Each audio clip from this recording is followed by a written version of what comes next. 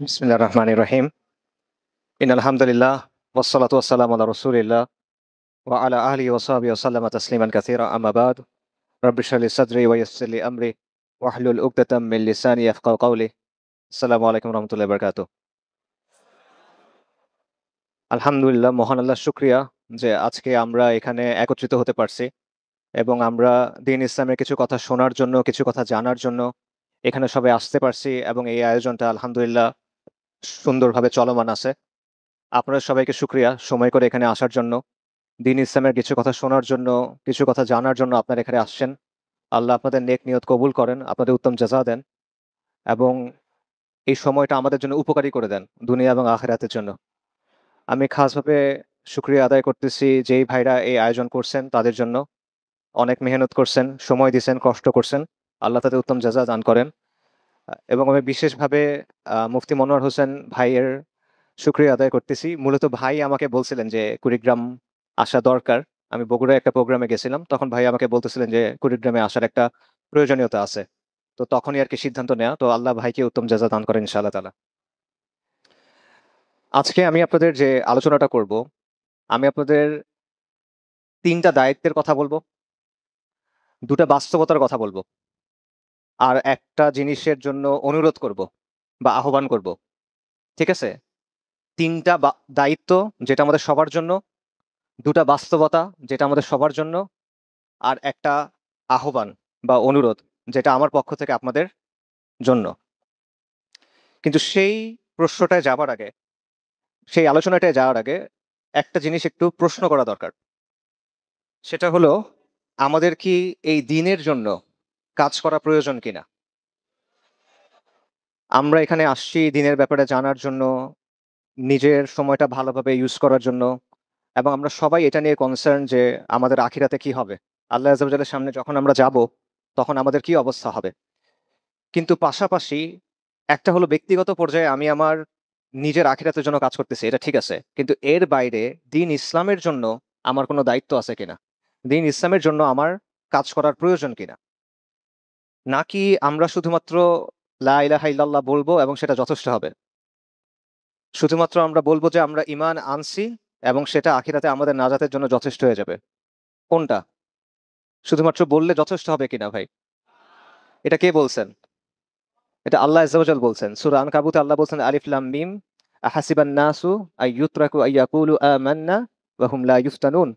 মানুষ কি মনে করছে যে তারা বলবে যে আমরা ঈমান আনছি এবং সেটা তাদের জন্য যথেষ্ট হয়ে যাবে, তারা অব্যাহতি পেয়ে যাবে? ওয়ালাকাদ ফাতান্নাল্লাযীনা মিন ক্বাবলিহিম। আমি তাদের পূর্ববর্তীদের অবশ্যই পরীক্ষা করছি। এবং আল্লাহ কি পরীক্ষা করছেন? আল্লাহ দেখে দিছেন কারা সত্যবাদী এবং কারা মিথ্যাবাদী। অর্থাৎ আমরা শুধুমাত্র মুখে বলব যে আমরা ঈমান আনছি। আমরা শুধুমাত্র মুখে বলব যে হ্যাঁ, আমি মুসলিম। আমরা শুধুমাত্র মুখে বলব যে হ্যাঁ, আল্লাহ আমি আপনার উপর ঈমান আনছি।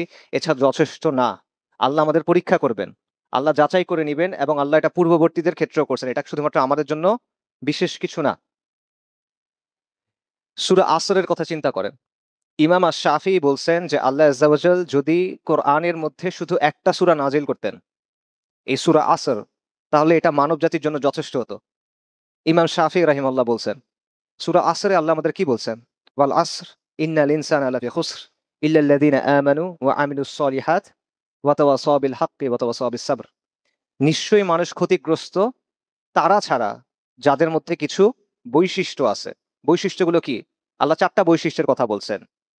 যারা ঈমান আনছে, যারা আমলে সলিহ করছে, সৎকর্ম করছে, যারা মানুষকে হকের দিকে আহ্বান করছে, পরস্পরকে হকের দিকে আহ্বান করছে এবং যারা সবর করছে। এই তো এই ৪ টা কাজ। তো ঈমান আনার পরে আমলে সলিহ করতে হবে এবং হকের দিকে আহ্বান করতে হবে। এবং যখন আপনি হকের দিকে আহ্বান করবেন তখন কি হবে বলেন? তখন পরীক্ষা হবে। তখন প্রতিকূলতা আসবে। কারণ এটা ওয়ালাকাদ ফাতান্নাল্লাযীনা মিন ক্বাবলিহিম। আল্লাহ পূর্ববর্তীদের পরীক্ষা করছেন। পূর্ববর্তীদের ক্ষেত্রে এই বাস্তবতা ছিল। এই বাস্তবতা আমাদের ক্ষেত্রেও থাকবে। সো এই বিষয়টা ১ম এ মাথায় রাখা। তাহলে আমরা ১ম পয়েন্টে যাইতে পারবো যে ৩ টা দায়িত্ব যেটা আমাদের সবার জন্য। এবং এই দায়িত্বগুলো আমরা নিব কাদের কাছ থেকে? আম্বিয়ায়ে কেরাম আলাইহিমুস সালাতু ওয়াস সালামের কাছ থেকে। ঠিক আছে? দেখেন, আম্বিয়ায়ে কেরাম তাদের কওমগুলা ভিন্ন, ভিন্ন ছিল। তাদের সময়গুলো ভিন্ন, ভিন্ন ছিল। তারা যেই জাতির কাছে আসছে সেগুলো ভিন্ন, ভিন্ন। তাদের স্থানগুলো ভিন্ন ভিন্ন, কিন্তু তাদের দাওয়ার ক্ষেত্রে মৌলিক কিছু বিষয় সবসময় বিদ্যমান। এমন কোনো আম্বিয়া না যাদের দাওয়ার মধ্যে আপনারা কিছু মৌলিক বিষয় দেখবেন না। সেই তিনটা বিষয় কি? সেই তিনটা বিষয় হলো, প্রথমত তাওহীদ জানা, বুঝা, মানা এবং তাওহীদের দিকে মানুষকে আহ্বান করা। প্রত্যেক নবী রসুলদের যে দাওয়া ছিল, তাদের যে জীবন ছিল, সেখানে এই তিনটা বিষয় ছিল: তাওহীদ জানা, বোঝা, মানা এবং এই তাওহীদের দিকে আহ্বান করা। ফাআলাম আন্নাহু লা ইলাহা ইল্লাল্লাহ। সো এটা হলো প্রথম বিষয় যেটা আপনি নবী রসুলদের কাছ থেকে আমরা শিখতেছি, যে আমাদের সবার এই কাজটা করতে হবে, তাওহীদ জানতে হবে, বুঝতে হবে, মানতে হবে এবং তাওহীদের দিকে আহ্বান জানাতে হবে। ২ নম্বর যে বিষয়টা, যেটা আপনি প্রত্যেক নবী রসুলের দাওয়ার মধ্যে দেখবেন, সেটা হলো আল আমর বিল মারুফ ওয়া নাহি আনিল মুনকার। সৎ কাজের আদেশ এবং অসৎ কাজে নিষেধ। এটা প্রত্যেক নবী রসুলের দাওয়ায় আপনি দেখবেন। আমাদের অনেক ভাই এই বিষয়টা কনফিউজ থাকেন যে আগে তাওহীদ নাকি আগে আমর বিল মারুফ। এই দুটার মধ্যে কোনো সংঘর্ষ নাই। এবং এটা দলিল কি? এটা দলিল হলো যারা দাওয়াতটা সবচেয়ে ভালোভাবে বুঝছেন এবং করছেন তারা। মূসা আলাইহিস সালাম যখন ফিরআউনের কাছে গেলেন, উনি ফিরআউনকে কি বললেন? উনি ফিরআউনকে গিয়ে বললেন যে তুমি এক আল্লাহর ইবাদত করো, তাওহীদের দাওয়াত। তারপর কি বললেন? তুমি বনী ইসরাইলকে ছেড়ে দাও, বনী ইসরাইলের উপর যে জুলুম করতেছো এটা বন্ধ করো। এটা কি? আমর বিল মারুফ নাহি আনিল মুনকার। কারণ বনী ইসরাইল, ফিরআউন কি তখনও ইসলাম গ্রহণ করছে? ফিরআউন তখন কি? কাফের এবং তাগুত। খালি কাফের না, সে তাগুত এবং শুধু তাগুত না, তাগুতের একটা চিহ্ন সে। এখনো পর্যন্ত পুরা বিশ্বে আল্লাহর অবাধ্যতা এবং সীমা লঙ্ঘনের একটা চিহ্ন সে। কিন্তু সেই ব্যক্তিকেও কিন্তু রসুল একই সাথে তাওহীদের দাওয়াত দিচ্ছেন এবং আমর বিল মারুফ নাহিরিন মুরকার করতেছেন। লূত আলাইহিস সালাম, তিনি যখন তার কওমের কাছে গেলেন, তার কওমকে উনি বললেন যে তোমরা এক আল্লাহর ইবাদত করো, এবং তারপর বলল যে তোমরা এমন একটা কাজ করতেছো যেটা সৃষ্টির মধ্যে আর কেউ করে নাই। তোমরা কাম ভাব নিয়ে নারীর বদলে পুরুষের কাছে যাচ্ছ, নিশ্চয়ই তোমরা সীমা লঙ্ঘনকারী জাতি। সেই জাতি তখনও ইসলাম গ্রহণ করছে?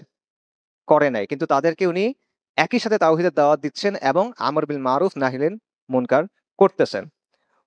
হুদ আলাইসালাম, হুদ আলাইসাল্লাম আদ জাতির প্রতি প্রেরিত হয়েছিল, এবং আদ জাতি কি ছিল? তারা অত্যন্ত অহংকারী ছিল, অত্যাচারী ছিল, জালেম ছিল। হুদ আলাইসাল্লাম তাদেরকে তাওহীদের প্রতি আহ্বান করছেন এবং তাদেরকে বলছেন যে তোমরা তোমাদের এই জুলুমগুলা, তোমাদের এই অত্যাচারগুলা, তোমাদের এই সীমা লঙ্ঘনগুলা বন্ধ করো। শুআইব আলাইসাল্লাম তার কওমের কাছে গেলেন, তার কওমকে তাওহীদের দিকে ডাকলেন, বলল তোমরা এক আল্লাহর ইবাদত করো, আর কারো ইবাদত করবা না। তারপর তিনি তাদেরকে নাহি আনিল মুনকার করলেন। শুআইব আলাইহিস সালামের কওমের সীমা লঙ্ঘন কি নিয়েছিল? তারা ওজনে কম দিত, মাপে কম দিত, রাইট? সো তিনি তাদেরকে বললেন যে তোমরা এটা বন্ধ করো। সালিহ আলাইহিস সালাম সামুদ জাতির কাছে গেলেন। সামুদ জাতির কি ছিল? তারাও ওজনে কম দিত এবং তারা মুসাফিরদের আক্রমণ করত, এবং তারা অবশ্যই মুশরিক ছিল। সালিহ আলাইহিস সালাম বললেন যে তোমরা ইসলাম গ্রহণ করো, তোমরা তাওহীদ গ্রহণ করো, এক আল্লাহর ইবাদত করো এবং তোমরা এই অপরাধ বন্ধ করো, তোমাদের যে সীমা লঙ্ঘন সেটা বন্ধ করো। এরকম অসংখ্য উদাহরণ আছে যে আম্বিয়া কেরাম আলাইহিমুস সালাতু ওয়াস সালাম তারা তাওহীদের দাওয়াত দিছেন এবং আমর বিল মারুফ নাহিলেন মুনকার করছেন।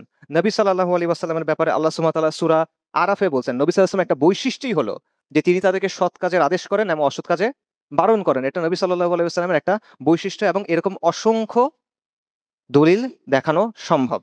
এবং এটা মাথায় রাখা জরুরি। কারণটা কি? আপনি যখন একটা কাজ করতেছেন, একটা কাজ ভালোভাবে শেখার, জানার, বুঝার উপায়টা কি বলেন? উপায়টা হলো আপনি ওই কাজের যারা মাহের ব্যক্তি, বিশেষজ্ঞ ব্যক্তি, উস্তাদ, তার কাছে যাওয়া, রাইট? আজকে পর্যন্ত সবচেয়ে ভালো মতো শেখা হয় কিভাবে? ওস্তাদ শাগরেদের মাধ্যমে। যেকোনো জিনিস খুব ভালো মতো শেখার উপায় এটাই। তো দাওয়ার ক্ষেত্রে সবচেয়ে সেরা কারা? আম্বিয়া কেরাম সালাতু ওয়াসসালাম।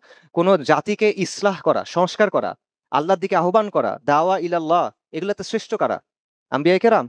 মানুষকে বোঝা, মানুষের মনস্তত্ত্ব বোঝা, এগুলোর ক্ষেত্রে সেরা কারা? আম্বিয়া কেরাম। তো তাদের কাছ থেকে আমাদের শিখতে হবে, তাদের কাছ থেকে আমাদের জানতে হবে। সো আপনি দেখেন যে প্রত্যেক আম্বিয়া কেরাম, আহ, নবী সাল- রসুল সাল- আহ, নবী রসুলগণ, তারা তাওহীদের দাওয়াত দিচ্ছেন এবং আমর বিল মারুফ নাহি আনিল মুনকারের কথা বলছেন। পাশাপাশি তারা আরেকটা জিনিসের দিকে ডাকছেন, সেটা হলো আল্লাহ যে দিন দিছেন সেই দিনটা সামগ্রিকভাবে গ্রহণ এবং বাস্তবায়ন করা। এক এক নবীর সময় শরীয়ত এক এক রকম ছিল। মুসা আলাহিস সাল্লামের জন্য যে শরীয়ত, মুহাম্মদ রাসূলুল্লাহ সাল্লাল্লাহু আলাইহি ওয়াসাল্লামের শরীয়ত একেবারে হুবহু এক না, কিছু কিছু পার্থক্য আছে। কিন্তু ওই সময়ের যে শরিয়া, ওই সময়ের জন্য যেই হিদায়া, আল্লাহ সুবহানাহু ওয়া তাআলা মানব জাতির জন্য পাঠাইছেন বা কোনো জাতির জন্য পাঠাইছেন, ওটা সামগ্রিকভাবে নেওয়া, অর্ধেক নেওয়া অর্ধেক ছেড়ে দেওয়া এরকম না। 90% নিব 10% ছেড়ে দিব এরকম না। পুরোপুরি সেটা নেওয়া, পুরোপুরি সেটা নেওয়ার দিকে আহ্বান করা, পুরোপুরি সেটা বাস্তবায়ন করার দিকে আহ্বান করা। এবং এটার অর্থ হলো আমাদের জন্য দায়িত্ব হলো সামগ্রিকভাবে দিন, যেটা সামগ্রিকভাবে যেই দিন, শুধুমাত্র ব্যক্তিগত পর্যায়ে না, সামাজিক পর্যায়ে না, শাসনের পর্যায়ে, সভ্যতার পর্যায়ে, পুরো দুনিয়ার ক্ষেত্রে সেটা বাস্তবায়ন করার চেষ্টা করা, এটা আমাদের জন্য দায়িত্ব। উসমান রাদিয়াল্লাহু আনহু থেকে একটা কল আছে যে আল্লাহ আজ্জা ওয়া জাল যেটা কোরআনের মাধ্যমে সংযত করেন নাই, কোরআনের মাধ্যমে যেটাকে নিয়ন্ত্রণ করেন নাই, সেটা উনি শাসকের তলোয়ারের মাধ্যমে নিয়ন্ত্রণ করছেন। এটা হলো উসমান রাদিয়াল্লাহু আনহুর কথা। ইমাম আল গাজ্জালির কথা হলো যে একটা সমাজের ভিত্তি হলো দিন, আর সমাজের অভিভাবক হলো শাসন। যদি ভিত্তি না থাকে ওই জিনিস টিকে থাকতে পারে কিনা, ওটা ধসে পড়বে। আর যদি অভিভাবক না থাকে তাহলে সেটা হারায় যাবে। তাহলে দিন জরুরি, শাসনও জরুরি, এই বিষয়টা জরুরি। ইমাম আল গাজ্জালি আরো বলছেন যে যদি সঠিক শাসন না থাকে তাহলে দুনিয়া এবং দুনিয়ার যে বস্তু এবং মানুষের যে জীবন, এই সবকিছু নষ্ট হয়ে যাবে। শেখুল ইসলাম ইবনু তাইমিয়া রাহিমাহুল্লাহ বলছেন যে মানুষের কল্যাণের জন্য কর্তৃত্ব প্রয়োগ করা, অর্থাৎ শাসন কর্তৃত্ব প্রয়োগ করা, এটা সবচেয়ে বড় ধর্মীয় দায়িত্বগুলোর একটা, সবচেয়ে বড় দিনই দায়িত্বের একটা। কেন? কারণ যদি এই কর্তৃত্ব না থাকে তাহলে দিনও প্রতিষ্ঠিত থাকে না, দুনিয়াটাও বিশৃঙ্খল হয়ে যায়। ইমাম ইবনুল কাইয়িম রাহিমাহুল্লাহ বলছেন যে আল্লাহ আজ্জা ওয়া জাল রাসূলুল্লাহ সাল্লাল্লাহু আলাইহি ওয়াসাল্লামকে দুনিয়াতে পাঠাইছেন একটা পথ প্রদর্শনকারী কিতাব দিয়ে এবং একটা সাহায্যকারী তলোয়ার দিয়ে। আল্লাহ সুবহানাহু ওয়া তাআলা রাসূলুল্লাহ সাল্লাল্লাহু আলাইহি ওয়াসাল্লামকে দুনিয়াতে পাঠাইছেন একটা পথ প্রদর্শনকারী কিতাব দিয়ে, যেটা কোরআন, এবং একটা সাহায্যকারী তলোয়ার দিয়ে। এবং নবী সাল্লাল্লাহু আলাইহি ওয়াসাল্লামের হাদিসে আছে যে তিনি বলতেছেন তাকে কিয়ামতের পূর্বে পাঠানো হয়েছে কি দিয়ে? তলোয়ার দিয়ে, যাতে কোনো মানুষ বলে লা ইলাহা ইল্লাল্লাহ। ইবনু তাইমিয়া রাহিমাহুল্লাহ আরো বলছেন যে যেই ব্যক্তি কিতাব থেকে সরে দাঁড়ায়, মানে কোরআন থেকে সরে দাঁড়ায়, তাকে সংশোধন করতে হয় কি দিয়ে? তলোয়ার দিয়ে সংশোধন করতে হয়। তার মানে হলো যে এই যে দিন সামগ্রিকভাবে এটা পালন করার দিকে সকল আম্বিয়া কেরাম আহ্বান করছেন, এবং আমাদের জন্য উম্মতে মুহাম্মাদীর জন্য এটার অর্থ হলো সামগ্রিকভাবে দিন ইসলাম এবং শরিয়াতে মুহাম্মাদী এটা সামগ্রিকভাবে বাস্তবায়ন করা।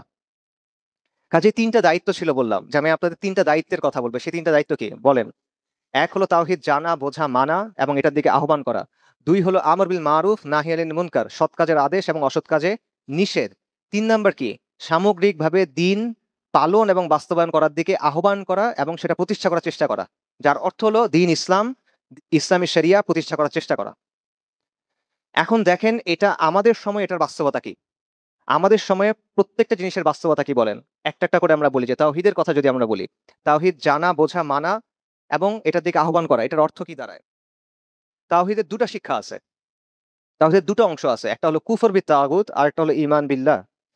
সকল মিথ্যা ইলাহকে অস্বীকার করা এবং এক আল্লাহর ইবাদত করা। ওয়ালাকাদ বাআসনা ফি কুল্লি উম্মাতির রাসূলান আন ইয়াবুদুল্লাহা ওয়াজতানিবুত তাগুত। আল্লাহ আযজা ওয়া জাল বলতেছেন আমি প্রত্যেক উম্মতের কাছে রাসূল প্রেরণ করেছি এই মর্মে যে তোমরা এক আল্লাহর ইবাদত করবা এবং তাগুতকে অস্বীকার করবা। আল্লাহ আযজা ওয়া জাল বলতেছেন লা ইকরাহা ফিদ-দীন ক্বাদ তাবায়্যানার রুশদু মিনাল গাই ফামান ইয়াকফুর বিত-তাগুতি ওয়া ইউমিন বিল্লাহ ফাকাদ ইসতামসাকা বিল উরওয়াতিল উসকা লা ইনফিসামা লাহা। যে দিনের মধ্যে কোনো জোর জবরদস্তি নাই, সত্য এবং মিথ্যা স্পষ্ট হয়ে গেছে, অতঃপর যে তাগুতকে প্রত্যাখ্যান করলো এবং আল্লাহর উপর ঈমান আনলো, সে এমন একটা দৃঢ় রশি ধরে নিল যেটা থেকে সে বিচ্ছিন্ন হবে না কখনো। এই দৃঢ় রশি কি? তাওহীদ। ঠিক আছে? তার মানে হলো তাওহীদ জানা, বোঝা, মানা এবং এটার দিকে আহ্বান করার অর্থ হলো প্রথমত তাগুতকে অস্বীকার করা, তারপর হলো এক আল্লাহকে ইবাদতের যোগ্য একমাত্র সত্তা হিসেবে গ্রহণ করা। মালিক, খালেক, ইলাহ প্রত্যেকটা ক্ষেত্রে একমাত্র আল্লাহ আযজা ওয়া জালকে গ্রহণ করা। তাগুত মানে কি এখন? শাব্দিকভাবে তাগুত মানে হলো সীমা লঙ্ঘনকারী। ইসলামী পরিভাষায় তাগুত মানে হলো মিথ্যা ইলাহ, এমন কেউ যাকে আল্লাহর বদলে ইবাদত করা হয়, অথবা এমন কেউ যার উপর এমন কোনো বৈশিষ্ট্য আরোপ করা হয় যেটা একমাত্র আল্লাহর জন্য খাস এবং সে এটাতে সন্তুষ্ট হয়, সে হলো তাগুত। উদাহরণ দেখেন, উদাহরণ দেখলে বোঝা সহজ হয়। রব হলেন আল্লাহ আযজা ওয়া জাল। এখন ফিরাউন বলছিল আনা রাব্বুকুমুল আ'লা, আমি হলাম তোমাদের সবচেয়ে শ্রেষ্ঠ রব, সর্বোচ্চ রব। ফিরাউন দাবি করছিল। ফিরাউন তাগুত। জীবন এবং মৃত্যু দেন কে? আল্লাহ আযজা ওয়া জাল। নমরুদ ইব্রাহিম আলাইহিস সালামের সাথে যখন তর্ক করতেছিল তখন সে বলতেছিল আমি তো জীবন দেই, আমি মৃত্যু দেই। নমরুদ তাগুত। রিজিকের মালিককে আর রাজ্জাককে আল্লাহ। কিন্তু কেউ যদি এখন বলে যে সে রিজিক দিতে পারে, কেউ যদি বলে সে আরোগ্য দিতে পারে, তাহলে কেউ যদি বলে সে সন্তান দিতে পারে, কোনো সাধু বলল, কোনো পাগলা বলল, কোনো বাবা বলল, তারা কি? তারা তাগুত। বিধানদাতা আল্লাহ, ইনিল হুকমু ইল্লা লিল্লাহ, আমার আল্লাহ তা'বুদু ইল্লা ইয়্যাহ। বিধান শুধুমাত্র আল্লাহর, আল্লাহ তোমাদের আদেশ করতেছেন তোমরা আল্লাহ ছাড়া আর কারো ইবাদত করবা না। এখন কেউ যদি বলে যে না, আল্লাহ এটা বলছেন বলছেন, আমরা নিজেদের মতো করে বানাবো, আমরা নিজেদের মতো করে শাসন শাসন চালাবো, আমরা নিজেদের মতো করে বিধান চালাবো, শাসনের ক্ষেত্রে আল্লাহর কথার মূল্য নাই, নাউজুবিল্লাহ। আল্লাহ আছে এটা উপরে, আল্লাহ আছে মাটির তলায়, আসমানের উপরে, এইখানে তার কর্তৃত্ব। এর মাঝখানে যেটা আছে এখানে আমাদের কর্তৃত্ব।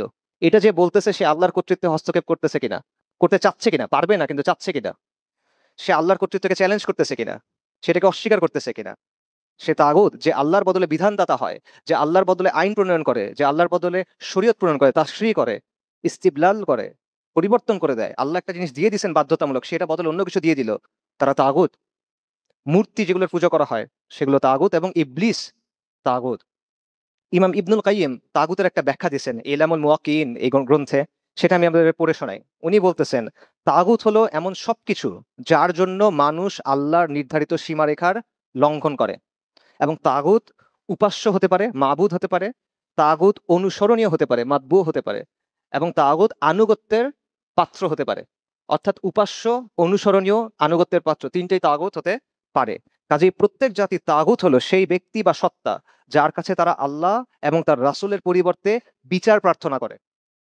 আবার শোনেন, ইমাম ইবনুল কাইয়িম বলতেছেন প্রত্যেক জাতির তাগুত হলো ওই সত্তা যার কাছে তারা আল্লাহ এবং তার রাসূলের পরিবর্তে বিচার প্রার্থনা করে, অথবা আল্লাহকে বাদ দিয়ে যার উপাসনা করা হয়, অথবা আল্লাহর পক্ষ থেকে কোনো সুস্পষ্ট প্রমাণ ছাড়াই যাকে অনুসরণ করা হয়, অথবা এমন কোনো বিষয়ে তার আনুগত্য করা হয় যেই ব্যাপারে আল্লাহর আনুগত্য করার কথা। এরা সবাই তাগুত। এবং ইবনুল কাইয়িম তারপর কি বলতেছেন খেয়াল করেন এবং আমাদের বাস্তবতার সাথে মিলান। ইমাম ইবনুল কাইয়িম বলতেছেন, তুমি যদি এগুলো ভেবে দেখো এবং মানুষের অবস্থা বিবেচনা করো, তাহলে তুমি দেখতে পাবে মানুষের অধিকাংশই আল্লাহর ইবাদত থেকে মুখ ফিরিয়ে তাগুতের ইবাদতের দিকে ঝুঁকে গেছে। আর রাসূলুল্লাহ সাল্লাল্লাহু আলাইহি ওয়াসাল্লামের আনুগত্য থেকে মুখ ফিরিয়ে তাগুতের আনুগত্য এবং তাগুতের অনুসরণের দিকে ফিরে গেছে। এখন আপনি আমাদের বাস্তবতার সাথে মেলান। কেন আমরা এই কথা বলতেছি? আমরা বলতেছি আমাদের দায়িত্বের মধ্যে প্রথম দায়িত্ব হলো কি? তাওহীদ জানা, বোঝা, মানা, বাস্তবায়ন করা এবং এটার দিকে মানুষকে আহ্বান করা। এবং তাওহীদের শর্ত কি? আল্লাহর ইবাদত, ঈমান বিল্লাহ, কুফর বিত তাগুত, তাগুতকে অস্বীকার করা। তাগুতকে না চিনলে অস্বীকার করবেন কিভাবে?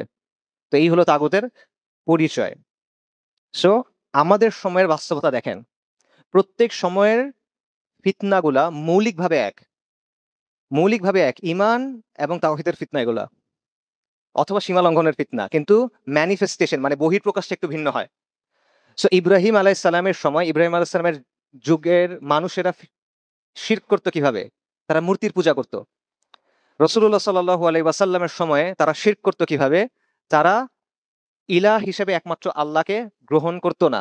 তারা বলতো আল্লাহ খালেক। আল্লাহ কোরআনে বলছেন যে কুরাইশ স্বীকৃতি দিত যে তাদেরকে সৃষ্টি করছেন আল্লাহ। কুরাইশ স্বীকৃতি দিত যে দুনিয়া এবং এর মধ্যে যা কিছু আছে এগুলোর মালিক কে? আল্লাহ। কিন্তু তারা ইবাদতটা শুধু আল্লাহর জন্য করত না। কেন? লিইউকাররিবুনা ইলাল্লাহি যুলফা। কারণটা হলো আমরা এদের ইবাদত করি যাতে করে এরা আমাদের আল্লাহর নিকটবর্তী করে। মানে ভালো নিয়ত আছে ওদের। ওদের নিয়তটা ভালো। সে আল্লাহর নিকটবর্তী হইতে চায়। এইজন্য সে লাত, মানাত, উজ্জা, হুবাল এগুলার ইবাদত করে। এগুলোর সামনে সিজদা দেয়। এগুলোর সামনে গিয়ে পশু জবাই করে। কুরাইশের অবস্থা ছিল এটা। কুরাইশকে আল্লাহ কি বলছেন? তারা কি মুশরিক নাকি মুমিন? মুশরিক। আর বর্তমানের অবস্থা কি বলেন? বর্তমানের অবস্থা হলো আল্লাহকে স্বীকার করে, আল্লাহ খালেক, আল্লাহ রাজ্জাক। কিন্তু আপনি আল্লাহ যে বিধান দিছেন সেই বিধান বাস্তবায়ন করবেন না। কেন? কুরাইশ মানে নাই কারণ তারা আল্লাহর নিকটবর্তী হতে চাইছিল। আর বর্তমান সময়ে মানা হয় না কারণ আপনি দুনিয়াতে সাফল্য চান। কুরাইশের নিয়ত ভালো ছিল না আপনার নিয়ত ভালো? আপনার চেয়ে কুরাইশের নিয়ত ভালো ছিল। নাউজুবিল্লাহ। আপনার বলতে আমাদের বর্তমান অবস্থার চেয়ে কুরাইশের অবস্থা এই অর্থে বলতে হয় যে ভালো ছিল। কারণ তার উদ্দেশ্য হলো আল্লাহর নিকটবর্তী হওয়া, নৈকট্য অর্জন করা। আর আমাদের এখানে আপনি যে ফিরিঙ্গিদের আইন দিছেন, ব্রিটিশদের আইন নিছেন, ফরাসিদের আইন নিছেন, আমেরিকার আইন নিছেন, জাতিসংঘের আইন নিছেন, কেন নিছেন বলেন? কিসের নৈকট্য অর্জনের জন্য? দুনিয়াটা পাওয়ার জন্য, আর তো কিছু না। আমেরিকা রাগ করবে এই জন্য, আর তো কিছু না। এই জন্যই তো আপনি নিছেন। সো সেই অর্থে কুরাইশের নিয়ত বলতে হবে যে এর চেয়ে কম খারাপ ছিল। সো এই বাস্তবতাটা বোঝা। কাজেই আমাদের সময়ে এই তাওহীদের দাবিটা কি, মিল্লাতে ইব্রাহিমের দাবিটা কি। আমাদের সময় আপনি দেখবেন দুটা জায়গায় এখনো আগের মতো সমস্যা হয়। প্রথম সমস্যা হলো যে কিছু ব্যক্তি জীবিত অথবা মৃত তাদের ক্ষেত্রে এমন বৈশিষ্ট্য আরোপ করা হয় যেটা আল্লাহর জন্য সুনির্দিষ্ট। যেমন কবরের সামনে গিয়ে ওই কবরের অধিবাসীর জন্য পশু জবাই করা, তার কাছে আরোগ্য চাওয়া, তার কাছে সন্তান চাওয়া, রিজিক চাওয়া, রাইট? এরকম আপনারা শুনছেন, এক লোক মারা গেছে, তার বাড়ির সামনে বায়তুল্লাহর মতো ঘর বানায় তাওয়াফ করাইতেছে।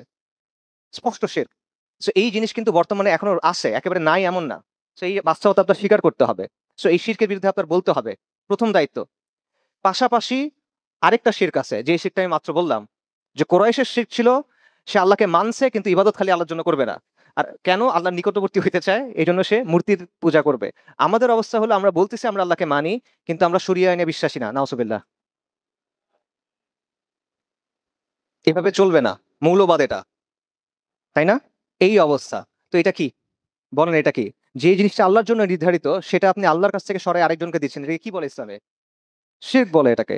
সো এই বিষয়টা আপনার জানতে হবে, বুঝতে হবে এবং এই ব্যাপারে কথা বলতে হবে।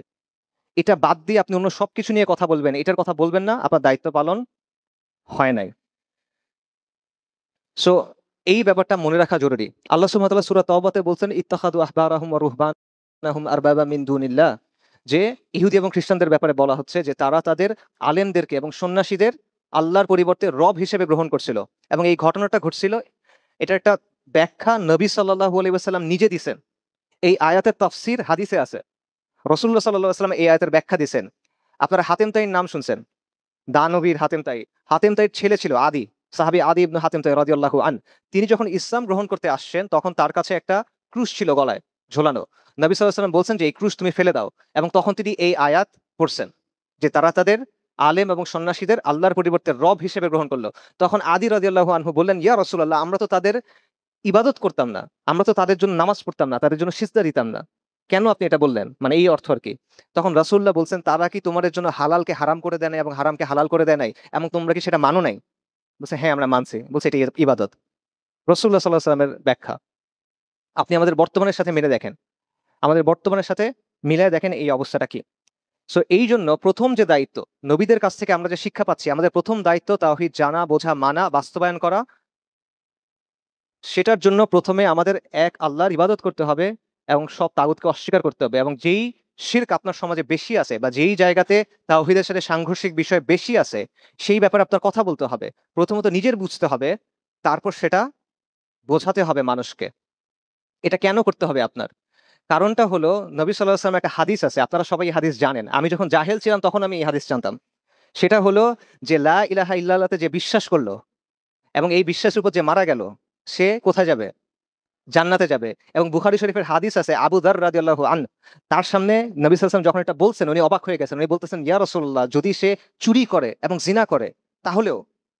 মানে লা ইলাহা ইল্লাল্লাহ বিশ্বাস করছে, এইজন্য চুরি করার পরেও, জিনা করার পরেও সে জান্নাতে যাবে? উনার কাছে এটা অবিশ্বাস্য মনে হচ্ছে। রাসূলুল্লাহ বলছেন হ্যাঁ। আবু যর রাদিয়াল্লাহু আনহু আবারও জিজ্ঞেস করছেন, ইয়া রাসূলুল্লাহ, যদি সে চুরি করে এবং জিনা করে তাহলেও? রাসূলুল্লাহ সাল্লাল্লাহু আলাইহি ওয়াসাল্লাম বলছেন হ্যাঁ।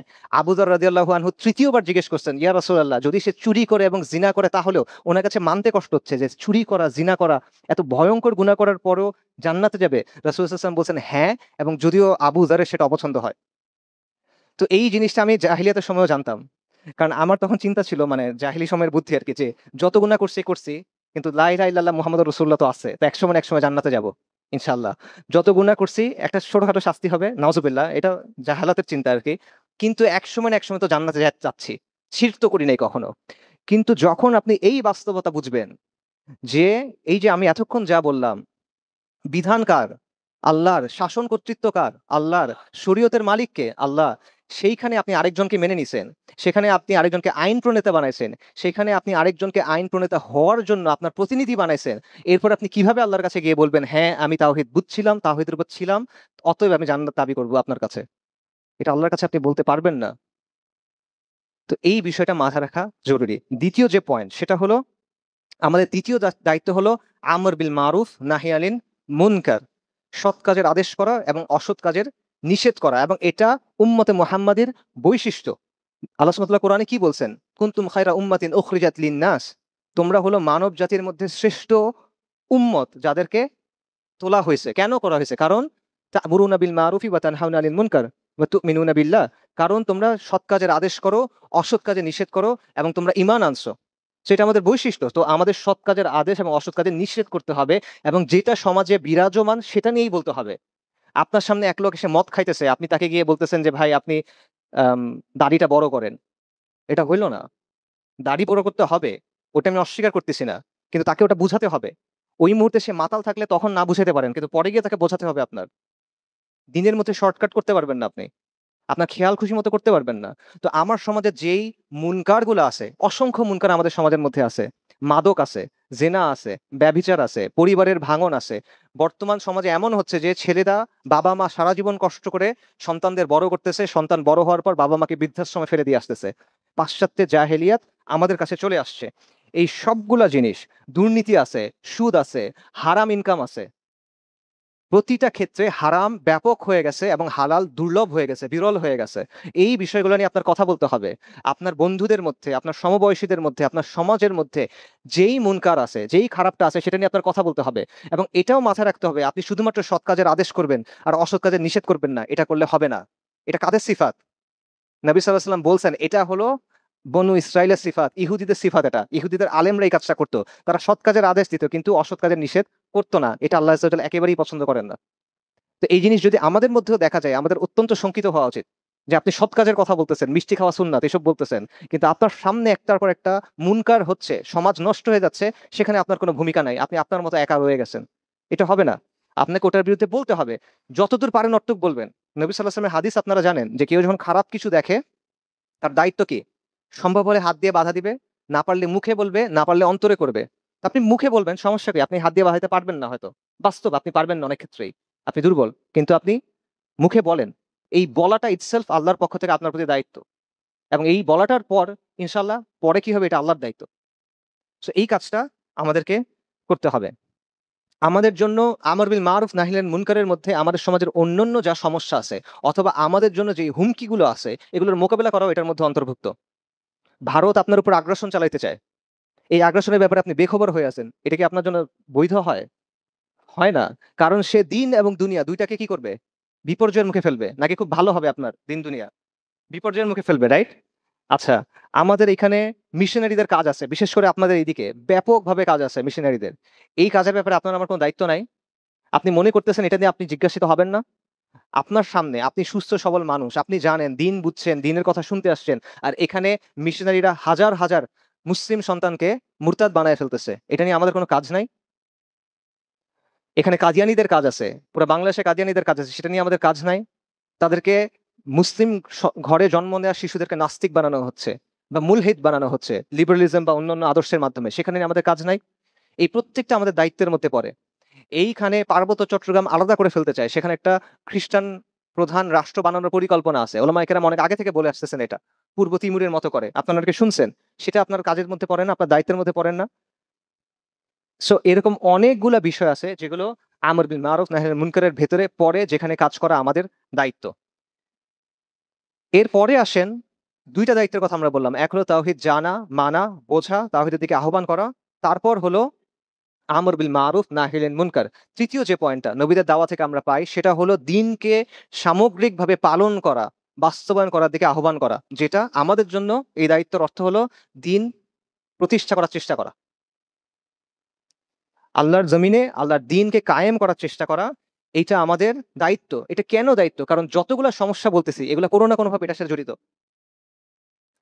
যদি এখানে শাসনটা মুসলিমদের হইতো, আপনি মনে করেন যে এরকম হইতো যে যারা মিশনারিদের যে দাওয়া সেটা সরকারের পৃষ্ঠপোষকতা পায়।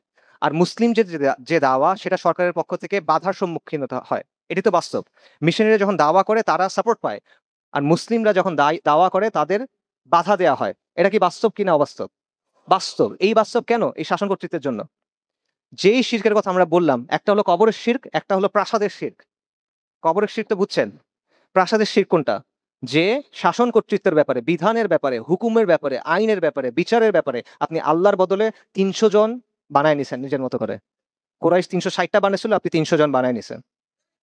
সো এই শিরকটাও কেন হচ্ছে? এই দিন কায়েম না থাকার কারণে। যে আমর বিল মারুফ নাহি আনিল মুনকারের কথা আমরা বলতেছি, যে মুনকারগুলোর কথা বলতেছি, প্রত্যেকটা যদি স্থায়ীভাবে আপনার সমাধান করতে চান, আপনার শাসন কর্তৃত্ব প্রয়োজন, এটা ছাড়া আপনি পারবেন না। সো এইগুলা একসাথে জড়িত। কিন্তু এই যে শাসন কর্তৃত্ব প্রতিষ্ঠা করার যে ব্যাপারটা, এই ব্যাপারটা একটা লম্বা প্রক্রিয়া। কারণটা হলো আমরা বর্তমানে এমন একটা ব্যবস্থায় আছি যে পুরা কাঠামোটা তৈরি হয়েছে কুফরের উপরে। এইখানে ব্রিটিশরা আসছে, ব্রিটিশরা এসে তাদের ব্যবস্থাটা আমাদের উপর জোর করে চাপাই দিছে। ২০০ বছর সেই ব্যবস্থায় আমাদেরকে শাসন করছে। তারপর তারা যাওয়ার সময় একই ব্যবস্থা চালায় যাচ্ছে, কিন্তু আমাদের মতো গায়ের রং, আমাদের মতো নাম, চেহারা দেখতে আমাদের মতো এমন কিছু মানুষকে দিয়ে সেটা এখন চালানো হচ্ছে। এই জন্য আমি এখন আর বুঝতেছি না। অথচ যতদিন ব্রিটিশের শাসন ছিল, আমাদের পূর্বপুরুষরা ধারাবাহিকভাবে তাদের বিরুদ্ধে লড়াই করে গেছেন, ধারাবাহিকভাবে তাদের বিরুদ্ধে দাওয়াত দিয়ে গেছেন, ধারাবাহিকভাবে তাদের বিরুদ্ধে বিদ্রোহ করে দিয়েছেন একের পর এক। ব্রিটিশ লেখকরা লিখে রাখছে যে হিন্দুরা হলো খুবই অনুগত ভদ্র প্রজা, আর মুসলিমরা হলো বিদ্রোহী প্রজা, সুযোগ পাইলে বিদ্রোহ করে। এটা হলো আমাদের ঐতিহ্য যে আমরা বিদ্রোহ করে আসছি। কিন্তু যখনই ব্রিটিশ চলে গেল, ফিরিঙ্গি চলে গেল, আর সেই জায়গায় আপনাকে একটা আপনার মতো চেহারার মানুষকে বসাই দিল, আপনি এখন আর বাস্তবতা বুঝতেছেন না। এখন আপনি মনে করছেন হ্যাঁ ঠিক আছে, হয়ে গেছে, সব সমাধান হয়ে গেল, স্বাধীন হয়ে গেছি আমি। তো বাস্তব না, হুবহু একই জিনিস চলতেছে। শাসনের ক্ষেত্রে, আইনের ক্ষেত্রে, বিধানের ক্ষেত্রে, বাহিনীর ক্ষেত্রে, কাঠামোর ক্ষেত্রে কোন জিনিসটা বদলাইছে বলেন? শুধু মানুষের গায়ের রংটা বদলাইছে, তার নামটা বদলাইছে, সে আপনার ভাষায় কথা বলে, সে ওই যে গোরা না আর কি, মানে সাদা না সে। এর বাইরে কি পরিবর্তন? কোনো পরিবর্তন নাই। সো ওই জিনিসটা যখন আপনি বদলাতে চান, তখন আপনার একটা আমূল পরিবর্তন আনতে হবে। আমাদের শিক্ষা ব্যবস্থা থেকে শুরু করে প্রতিটা জিনিস এভাবে চলে। একটা আপনার আমূল পরিবর্তন দরকার, যেটাকে বৈপ্লবিক রূপান্তর বলে। এবং বৈপ্লবিক রূপান্তর একটা একদিনের বিষয় না। এটা এমন না যে আপনি কালকে গিয়ে বললেন যে হ্যাঁ ঠিক আছে, এটা ইসলামী প্রজাতন্ত্র বাংলাদেশ, তার মানে এটা শরীয়ত কায়েম হয়ে গেছে। ব্যাপারটা এরকম না। এই কাঠামোটা আপনার বদলায় ফেলতে হবে। সো এই যে গায়রুল্লাহর যে নিজাম, সেটা সরায় ইসলামের যে নিজাম আনার প্রক্রিয়া বা যে ব্যাপারটা, এটা একটা বৈপ্লবিক রূপান্তর। এবং আবুল হাসান আলী নাদভী রাহিমাহুল্লাহ বলছেন, মাতা খাসির আল এলাম, যেটা যে মুসলমানদের পতনে বিশ্ব কি হারালো, সেই বই উনি বলছেন যে নবী সাল্লাল্লাহু আলাইহি ওয়াসাল্লাম যে বিপ্লব আনছেন, এটা হলো একটা সভ্যতার বিপ্লব, পৃথিবীর ইতিহাসের গতিপথ পরিবর্তন করে দেওয়া বিপ্লব। তা আমরা অত বড় বিপ্লব আনতে পারবো না স্বাভাবিকভাবে, নবী যেটা পারে ওটা উম্মত পারবে না স্বাভাবিকভাবে, কিন্তু আপনার চেষ্টা করতে হবে, অন্তত আপনার এই জায়গাটাতে আপনার এই চেষ্টাটা করতে হবে, এবং এটা একদিনের বিষয় না। সো আবারও বলি যে আমি বলছিলাম আমি আপনাদের তিনটা জিনিসের কথা বলবো, তিনটা দায়িত্বের কথা বলবো। এটা হলো সেই তিনটা দায়িত্ব। এক, তাওহীদ জানা, বোঝা, মানা, বাস্তবায়ন করা এবং এর দিকে আহ্বান করা। দুই, আমর বিল মারুফ নাহিল মুনকার, সৎ কাজের আদেশ এবং অসৎ কাজে নিষেধ করা। তিন, আল্লাহর দিনকে সামগ্রিকভাবে পূর্ণাঙ্গভাবে বাস্তবায়ন করার চেষ্টা করা। আপনি পারবেন কিনা এটা দরকার নাই, সমস্যা নাই। পারার ব্যাপারটা কার হাতে? আল্লাহ আযজা ওয়া জাল্লার হাতে। আপনি চেষ্টা করবেন যাতে আল্লাহর সামনে গিয়ে আপনার ওজর থাকবে। এবং এটা আপনি কেন করতেছেন? এটা করলে কি আপনি বুজুর্গ হয়ে যাবেন অনেক, আল্লাহর ওয়ালি হয়ে যাবেন, আপনি অনেক আমলদার মানুষ হয়ে যাবেন, আবেদ হয়ে যাবেন, কিছুই হবে না। এটা আপনি করতেছেন আপনার নাজাতের জন্য। এটা আপনি করতেছেন আল্লাহ আযজা ওয়া জাল্লার সামনে গিয়ে যেন আপনি ওজর দিতে পারেন এই জন্য। কারণ আপনার চারপাশের বাস্তবতা আজকে দেখেন। আজকে প্রায় ২ বছর ধরে বাইতুল মাকদিসে মুসলিম উম্মাহকে ভয়ংকরতম গণহত্যা চালানো হচ্ছে। এগুলো আপনি জানেন কি জানেন না? আপনার চোখের সামনে কিনা? আপনার চোখের সামনে। আপনার দায়িত্ব আছে কিনা? আপনাকে পাকড়াও করা হবে কিনা? আল্লাহর কাছে হেফাজত চাই, আশ্রয় চাই আমরা। আপনার জবাব আছে কোনো? আপনার পাশে আসামে কি হচ্ছে? আপনার পাশে উত্তরপ্রদেশে কি হচ্ছে? আপনার পাশে কাশ্মীরে কি হচ্ছে? আরাকানে কি হচ্ছে? আপনার কাছে জবাব আছে? নাই আপনার কাছে জবাব। উইঘুরে কি হচ্ছে? আপনার কাছে জবাব নাই। নবী সাল্লাল্লাহু আলাইহি ওয়াসাল্লামকে অবমাননা করা হচ্ছে, আক্রমণ করা হচ্ছে। আপনার কাছে জবাব আছে কিনা? আল্লাহ যদি এই প্রশ্ন আপনাকে করেন, আপনি ওখান থেকে বের হয়ে আসতে পারবেন কিনা? আমরা আল্লাহর কাছে আশ্রয় চাই এই বিচার থেকে, আল্লাহর পাকড়াও থেকে। আপনি আল্লাহর কাছে নাজাত পাওয়ার জন্য এটা করবেন, আর কোনো কিছুর জন্য এটা করবেন না। এটা করে আপনি কারো ফেভার করতেছেন না। এটা করে আপনি অনেক বড় আমলদার ব্যক্তি হয়ে যাচ্ছেন না। এটা আপনি জাহান্নামের আগুন থেকে বাঁচার জন্য করবেন। উমর রাদিয়াল্লাহু আবু মুসা আল আশআরীকে প্রশ্ন করছেন যে তুমি কি আশা করো যে আল্লাহ আযজা ওয়া জাল তোমার সাথে কিরকম আচরণ করবেন? আবু মুসা আল আশআরী রাদিয়াল্লাহু বলতেছেন যে আমি জাহেলিয়াতের পরে ইসলাম গ্রহণ করছি। আমি নবী সাল্লাল্লাহু আলাইহি ওয়াসাল্লামের সাথে জিহাদ করছি। আমি হিজরত করছি। আমি সাদাকা দিছি। আমি নফল ইবাদত করছি। আমি কিয়ামুল লাইল করছি। তাই আমি আশা করি আল্লাহ আযজা ওয়া জাল্লা আমাকে জান্নাত দিবেন। উমর রাদিয়াল্লাহু অবাক হয়ে গেছেন। উনি বলছেন, "তুমি এত কিছু কিভাবে আশা করো?" "আমি তো এতটুকু আশা করি যে আমার গুনাহ আর আমার নেক কাজ সমান, সমান হবে আর আল্লাহ আমাকে জাহান্নামে ফেলবেন না।" এটা হলো আমিরুল মুমিনিন উমর ইবনুল খাত্তাব রাদিয়াল্লাহু আনহুর অবস্থা। আপনি আর আমি কোন জায়গায় আছি বলেন? সেটা মনে করার কোনো কারণ নাই যে এগুলো অনেক এক্সট্রা কাজ করতেছেন। এটা হলো আপনার নাজাতের জন্য আপনার যেটা করতে হবে সেটা। আমাদের সবার করতে হবে যেটা, সেটা।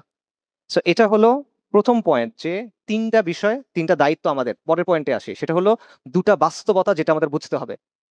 আমরা বুঝলাম যে আমাদের তাওহীদ বুঝতে হবে, জানতে হবে, মানতে হবে এবং এটার দিকে আহ্বান করতে হবে। আমরা বুঝলাম যে আমাদের আমর বিল মারুফ নাহি আনিল মুনকার করতে হবে। আমরা বুঝলাম যে আমাদের আল্লাহর জমিনে আল্লাহর দ্বীন পরিপূর্ণভাবে বাস্তবায়নের চেষ্টা করতে হবে। এরপরের প্রশ্ন যে আমাদের বর্তমান হালতটা কি? আমাদের বর্তমান অবস্থাটা কি? এটা আমাদেরকে বুঝতে হবে। আমাদের বর্তমান অবস্থা কি ভাই? যে আমরা 90% মুসলিমের দেশ, মাশাআল্লাহ। নাকি? হ্যাঁ, আমরা এই কথাটা অনেক বলি এবং এটা বলে আমরা অনেক আত্মতৃপ্তিতে ভুগি। যে হ্যাঁ, খুব ভালো। আমরা মুসলিমরা এইটা করলে ওরা ভেসে যাবে। আমরা মুসলিমরা সেটা করলে ওদের চিন খুঁজে পাওয়া যাবে না। এগুলো আমরা বলি। এগুলো হলো বাগাড়ম্বর। বাস্তবতা কি? আপনার সমাজের দিকে তাকায় দেখেন যে আপনার সমাজে কোন বিষয়টা ইসলামের নীতিতে হয়?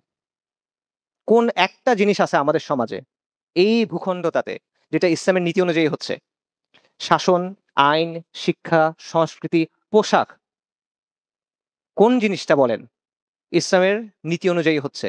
কোন জায়গাটাতে ইসলামের কথা মানা হচ্ছে, গুরুত্ব দেওয়া হচ্ছে বলেন? একটা জায়গাতে এটা হচ্ছে না।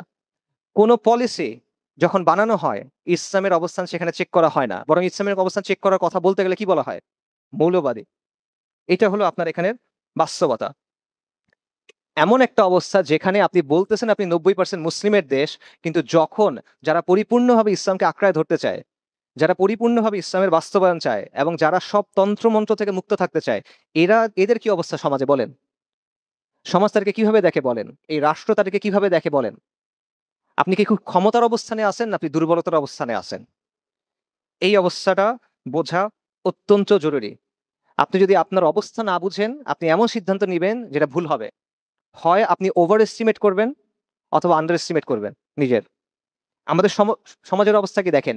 শাপলা চত্বরে কি হয়েছিল বলেন? শাপলা চত্বরের পুরো ঘটনাটা কি? কিছু শয়তান নবী সাল্লাল্লাহু আলাইহি ওয়াসাল্লামের অবমাননা করছে। এটার বিরুদ্ধে উলামায়ে কেরাম রাস্তায় শান্তিপূর্ণভাবে এসে একটা আন্দোলন করতেছেন যাতে এদের বিচার করা হয়। তাই তো? এবং তারা আইন চাইছেন যে তাদের বিরুদ্ধে যেন ব্লাসফেমি আইন প্রণয়ন করা হয়। এটা কিন্তু ইসলামের সমাধান না। ওনারা কিন্তু প্রচলিত আইনেই সমাধান চাইছেন। ইসলামের শরিয়ত অনুযায়ী সমাধান কিন্তু চান নাই। প্রচলিত আইনই চাইছেন। এটা যখন চাওয়া হয়েছে তাদেরকে রাতের অন্ধকারে ম্যাসাকার করা হয়েছে। আজকে পর্যন্ত সেটা কোনো বিচার হয় নাই। আজকে ১২ বছর। শুধু তাই না, যখন এই যে যাদেরকে তাওহীদি জনতা বলা হয়, এদের নিয়ে যখন আলোচনা হয় আপনারা দেখবেন অনেক মানুষ বলবে যে শাপলা চত্বর 2.0 লোডিং। যে শাপলা চত্বরে রিপিট হইতে হবে। এদেরকে শাপলা চত্বরের মতো করে আবার মারতে হবে। এই কথা আমাদের সমাজে প্রকাশ্যে বলা যায়। বাস্তব কিনা? এটা বলা যায়। মোদী আন্দোলনের সময় কি হয়েছিল? মোদী বিরোধী আন্দোলনের সময় কতজন ওলামায়ে কেরামকে তখন জেলে পাঠানো হয়েছিল? ওলামায়ে কেরামের বিরুদ্ধে কি ধরনের মিথ্যা অভিযোগ তখন দেওয়া হয়েছিল? তাদের ক্যারেক্টারকে আক্রমণ করা হয়েছিল। হয় নাই? তখন আপনার সমাজের রিঅ্যাকশন কি ছিল বলেন? এটা থেকে আপনি বুঝবেন সমাজে আপনার অবস্থা কি। আপনার সমাজে কতগুলা ঘটনা আছে যেখানে দাড়ির জন্য, হিজাবের জন্য, নিকাবের জন্য, চাকরির ক্ষেত্রে, শিক্ষার ক্ষেত্রে, প্রাতিষ্ঠানিকভাবে মুমিন ভাই এবং বোনেরা বৈষম্যের শিকার হয়েছে। গুণে শেষ করতে পারবেন না। তা আপনি কিসের 90% মুসলিমের দেশ আমাকে বলেন? আপনার অবস্থানটা এখানে কি আপনি আমাকে বলেন? ৫ই অগাস্টের পরে কত সমস্যা হইছে, কত কিছু হইছে। এই সমস্যার জন্য দায়ী কে? একটা জিকির শুনবেন খালি। মৌলবাদের উত্থান ঘটতেছে, মৌলবাদের উত্থান ঘটতেছে, মৌলবাদের উত্থান ঘটতেছে। শত, শত খুন হইছে। হাজার কোটি টাকা চাঁদাবাজি হইছে। আপনারা চিন্তা করতে পারবেন না কোন লেভেলে চাঁদাবাজি চলতেছে। আওয়ামী লীগের সময়ের যারা ওই সময়কার খুনি এবং মানে ভয়ংকর মাপের লুটপাট করা লোকজন, এদেরকে সবাইকে সেফ এক্সিট দেয়া হইছে। সবকিছু চলমান কিন্তু সমস্যা কোন জায়গায়? সমস্যা হলো মৌলবাদের উত্থান ঘটতেছে। এই কথা। আর কোন কিছুতে কোন সমস্যা নাই। রাজনৈতিক দলের নেতারা যখন জেলে যায়, চাঁদাবাজি করে ধরা পড়ছে, থানায় গেছে, থানা থেকে বের করে নিয়ে আসছে। থানা ঘেরাও দিয়ে বের করে নিয়ে আসছে। এরকম হইছে কি হয় নাই বলেন? হইছে। কিন্তু ওইটা মব না। যখন মুসলিমরা কোনো কিছু করে তখন সেটা মব। ৫ই অগস্টের পরে সবাই ভালো। কিন্তু সমস্যা ১ম কাদেরকে ট্যাগিং করা শুরু হয়েছে বলেন? আপনাকে ট্যাগিং করা শুরু হয়েছে। ১ম কাকে মানে বিমানবীকরণ করা শুরু হয়েছে। মানে আপনি মানুষ না, আপনি মানুষের চেয়ে নিচু কিছু একটা। এই যে মৌলবাদী বলে এই জিনিসটা কখন কাদের বিরুদ্ধে ১ম শুরু হয়েছে? আপনার বিরুদ্ধে ১ম শুরু হয়েছে। ১ম কাদের বিরুদ্ধে মিথ্যা মামলা শুরু হয়েছে? আমাদের বিরুদ্ধে শুরু হয়েছে। এটা বাস্তবতা। মিডিয়ার কথা আপনি দেখেন, এই যে আমাদের শিক্ষার অবস্থা দেখেন যে আমাদের দেশে প্রাইমারি স্কুলগুলোতে এখন এমনও ঘটনা আছে যে ইসলাম শিক্ষা পড়ায় হিন্দু শিক্ষক। মুশরিক সে এসে ইসলাম শিক্ষা পড়াচ্ছে মুসলমানদের সন্তানদের। এইটার কোনো সমাধানের চেষ্টা নাই। আপনি সিদ্ধান্ত নিচ্ছেন, এই রাষ্ট্র সিদ্ধান্ত নিচ্ছে যে ৬৫,০০০ গান এবং নাচের শিক্ষক নিবেন আপনি। এবং এটার জন্য স্কুলে আপনি গান বাজনা এসবের তবলা হারমোনিয়াম এসব কিনবেন। আপনার বইয়ের ইতিহাসের মধ্যে আপনি দেখেন আপনার পূর্বপুরুষদের ঐতিহ্যের গৌরবের কোনো কথা নাই। কার কথা আছে? সূর্য সেন, ক্ষুদিরাম, প্রীতিলতা, তাদের কথা পেজের পর পেজ লেখা। ইতিহাস বলেন, সংস্কৃতি বলেন, শিক্ষা বলেন, কোনো একটা জায়গায় আপনার রিপ্রেজেন্টেশন নাই। এবং আপনাকে এরপর বলা হচ্ছে যে আপনার কি করতে হবে, এই যে আপনাকে বাঙালি জাতীয়তাবাদের নামে বলা হচ্ছে যে তুমি পুরোপুরি মুসলিম হইতে পারবা না, আমরা তোমাকে ঠিক করে দিব ইসলামের কোনটা কোনটা তুমি মানতে পারবা, এর বেশি যদি তুমি ইসলাম মানতে যাও আমরা তখন তোমাকে বলবো যে তুমি বাঙালি হইতে পারো নাই, তুমি মৌলবাদী, তুমি উগ্রবাদী। এই কথা সে এসে আপনাকে বলবে। অথবা আপনারা যদি অমুক অমুক জিনিস মানতে না পারেন তাহলে বলা হবে যে তুমি লিবারেল না। এইটাই তো কথা, মানে আপনাকে প্রমাণ দিতে হবে যে আপনি এই সমাজে থাকার যোগ্য। তাদেরকে কিছু করতে হবে না, আপনাকে প্রমাণ দিতে হবে। আপনাকে প্রমাণ দিতে হবে শহীদ মিনারে যেয়ে, আপনাকে প্রমাণ করতে হবে স্মৃতিসৌধে যেয়ে, আপনাকে যেতে হবে পয়লা বৈশাখে পান্তা ইলিশ খেয়ে, আপনাকে প্রমাণ করতে হবে 16 ডিসেম্বর উদযাপন করে, অথবা আপনাকে প্রমাণ করতে হবে গণতন্ত্র মেনে নিয়ে। যদি আপনি এটা না করেন তখন আপনাকে বলা হবে যে তুমি তো এখানে থাকার যোগ্য না, তোমার অধিকার নাই। এইটা হলো আপনার অবস্থা। আমাদের দেশের অবস্থা হলো এটা যে যখন আমরা বলি যেটা আমাদের পূর্ণাঙ্গ সমাধান, একমাত্র সমাধান শরিয়া, এই শরিয়ার কথা যখন আমরা বলি তখন এটা বিরোধিতা করা হয়, এবং বিরোধিতা প্রথমে করে ইসলামপন্থীরা, কথিত ইসলামপন্থীরা। এটা হলো আমাদের সমাজের বাস্তবতা। এটা আমাদের সমস্যা হচ্ছে এইটা যে আমরা যেটা হলো ইসলামের আদর্শ বিসর্জন দেওয়া, যেটা হলো ইসলামের বিধিবিধান হুকুম আহকামের সাথে মশকরা করা, সেই জিনিস করে আপনি দুনিয়ার ক্ষুদ্র একটা অংশ পাচ্ছেন যেটা 1 বছর পর থাকবে না, সেটাকে আমরা মনে করতেছি ইসলামের বিজয়। কথা বুঝছেন? আপনি যখন পর্দার বিধান মানতেছেন না, আপনি এতদিন পর্দার বিধান মেনে আসছেন, এখন আপনি পর্দার বিধান মানেন না, তখন আপনি যখন কিছুটা দুনিয়া পাইছেন, যখন মানুষ ওরা দেখছে যে হ্যাঁ সে তো দিন একটু ছেড়ে দিছে, পাশে মেয়ে বসাইছে, তখন সে আপনাকে একটু দুনিয়া দিছে, ওইটা দেখে আপনি মনে করতেছেন আপনার ইসলামের বিজয় হয়েছে। এইটা হলো আমাদের সমাজের অবস্থা। মানে আপনার টিকে থাকতে হলে ইসলামের জায়গায় ছাড় দিতে হবে, এবং কুফর যেটা সেটা মেনে নিতে হবে। সেই কুফরটা হইতে পারে শাহবাগীদের কুফর, অথবা সেই কুফরটা হইতে পারে আমেরিকানদের কুফর। নন্দালেস কুফর, দুটাই কুফর। আল কুফরু মিল্লাতুন ওয়াহিদা। কুফর প্রত্যেকটা একই, একই জাতি এরা। এবং এইটা ছাড়া আপনাকে গ্রহণ করা হবে না, সহ্য করা হবে না, মানা হবে না, বরং আপনাকে শর্ত দেওয়া হবে যে তুমি এটা এটা এটা এটা না করলে তোমাকে আমরা জায়গা দিব না, থাকতে দিব না, তোমাকে মেরে ফেলবো, তোমাকে মামলা দিব, এই করবো সেই করবো। এইটা যদি আপনার অবস্থা হয় তাহলে আপনি আমাকে বলেন এই সমাজে আমাদের অবস্থা কত, এই সমাজে আমাদের অবস্থা কোথায়? সো এই বাস্তবতাটা আমাদের বুঝতে হবে। এই বাস্তবতা আমরা না বুঝলে আপনি এমন একটা সিদ্ধান্ত দিবেন যেটা অবাস্তব হবে, বাস্তবতার সাথে মিলবে না। সমস্যা যদি সঠিকভাবে চিহ্নিত করা না যায় তাহলে কোনোদিন সমাধান বের করা যায় না। ডাক্তার যখন ওষুধ দেয়, ডাক্তারকে আগে কি করতে হয়? রোগ চিহ্নিত করতে হয়। রোগ চিহ্নিত না করে এলোপাথারি ওষুধ দিলে কি হয়? ইন্না লিল্লাহি ওয়া ইন্না ইলাইহি রাজিউন, ওই রোগী শেষ। রাইট? সো এই বাস্তবতাটা আমাদের জন্য সত্য। যদি আমরা এই বাস্তবতাগুলো না বুঝি, শত বছরেও আমরা এই সমস্যার সমাধান করতে পারবো না। সো এটা হলো আমি বলছিলাম দুটা বাস্তবতা যেটা আমাদের বুঝতে হবে। এটা হলো তার মধ্যে প্রথম বাস্তবতা যে আমাদের হালতটা কি, এই সমাজে আমাদের অবস্থাটা কি। আপনি এই সমাজে শক্তিশালী না দুর্বল বলেন? এই সমাজে ইসলাম শক্তিশালী না দুর্বল এটা বলেন? এই কথাটা বলতে খারাপ লাগবে, কিন্তু মনকে ভালো লাগানোর জন্য বাস্তবতাকে বদলানো যায় না। বাস্তবতাকে আপনার স্বীকার করতে হবে।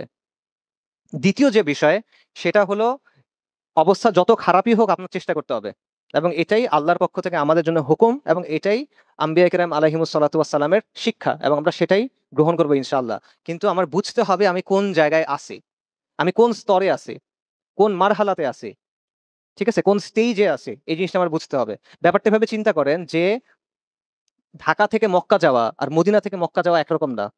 দুটাই মক্কাতে যাওয়া, কিন্তু দুটার সময়কালটা কি একই কিনা, পদ্ধতি একই হবে কিনা, তফাৎ হবে। কুড়িগ্রাম থেকে ঢাকা যাওয়া আর চট্টগ্রাম থেকে ঢাকা যাওয়াও এক না। অর্থাৎ আপনি কোন জায়গায় আছেন সেটার ভিত্তিতে পার্থক্য হবে। আপনি মনে করতেছেন আমার কাজ হলো 100 পুরা করা, ঠিক আছে, 100 পুরা করা। এখন আপনার হাতে যদি 90 থাকে তাহলে 100 পুরা করতে বাকি কত? 10। আপনার হাতে যদি 10 থাকে 100 পুরা করতে বাকি কত? দুইটার কারণে অনেক বড় পার্থক্য হয়, যদিও লক্ষ্য একই।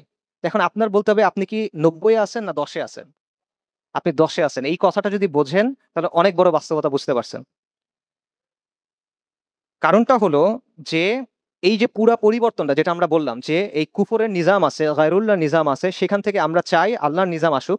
এটার জন্য একটা বৈপ্লবিক পরিবর্তন দরকার, এবং যে কোনো বৈপ্লবিক পরিবর্তনের জন্য মোটা দাগে দুইটা মারহালা থাকে, দুইটা স্টেজ থাকে, দুইটা ধাপ থাকে। প্রথম ধাপটা হলো বুনিয়াদ তৈরির ধাপ, পরের ধাপটা হলো তামকিন অর্জনের ধাপ বা ইনকিলাবের ধাপ, যেটা ইচ্ছা বলেন। নবী সাল্লাল্লাহু আলাইহি ওয়াসাল্লামের নবুয়ত 23 বছরের। নবী সাল্লাল্লাহু আলাইহি ওয়াসাল্লাম 13 বছর মক্কার মধ্যে দাওয়া করছেন। মক্কায় দাওয়ায় কতজন মানুষ তৈরি হয়েছে বলেন? বর্ণনা অনুযায়ী কিছু বর্ণনা অনুযায়ী 80, যেটা সবচেয়ে বেশি ছিল 200। এই মানুষ তৈরি হয়েছে 13 বছরের দাওয়াতে। কিন্তু এই মানুষের কারণেই পরবর্তী যে কাজগুলো সেগুলো সম্ভব হয়েছে, রাইট? এবং 8 হিজরিতে গিয়ে মক্কা ফাত হয়েছে। কিন্তু 13 বছর আগে ওই ভিত্তিটা তৈরি করতে হয়েছে। সালাহউদ্দিন আল আইয়ুবী রাহিমাহুল্লাহর সময়ে বাইতুল মাকদিস মুক্ত হয়েছে। কিন্তু সালাহউদ্দিন আইয়ুবীর কাজটা শুরু করছিল কে বলেন? নুরুদ্দিন সিংকি।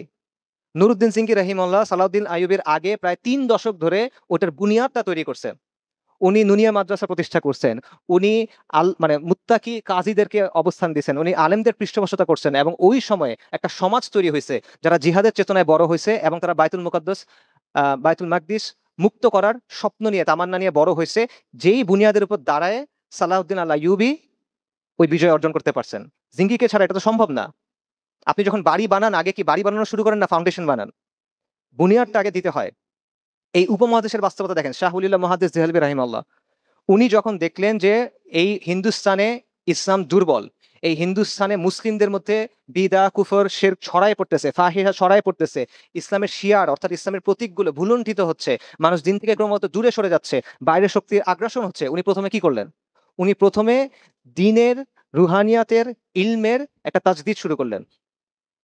এইটার উপরে ভিত্তি করে পরবর্তীতে সৈয়দ আহমেদ শহীদ, শাহ ইসমাইল শহীদের যে বালাকোটের আন্দোলন সেটা শুরু হলো।